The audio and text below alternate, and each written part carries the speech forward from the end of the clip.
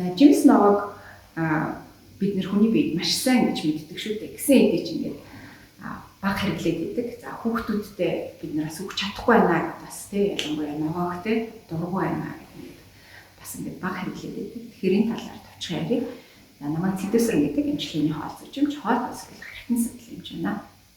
Тэгэхээр жимс ногоноос бид нар юу авдаг вэ гэхээр хамгийн гол нь витамин минералыг авдаг.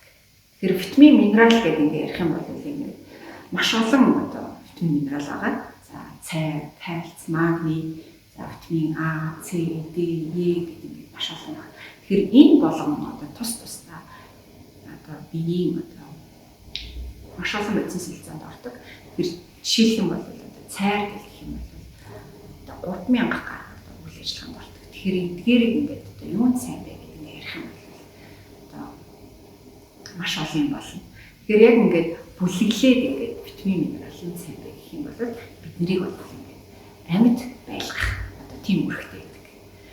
За хоол одоо хүнсний одоо өдөртөмждөр одоо олон улсын өдөртөмждөр хүнсний ногоог одоо яснаасаа хамаарат те 5-аас том хүнд те 5-аас 6 порц өдөртөө идвэл зүгээр. За хүүхдүүд бол 2-оос одоо 4 порцтой яснаасаа хамаарат.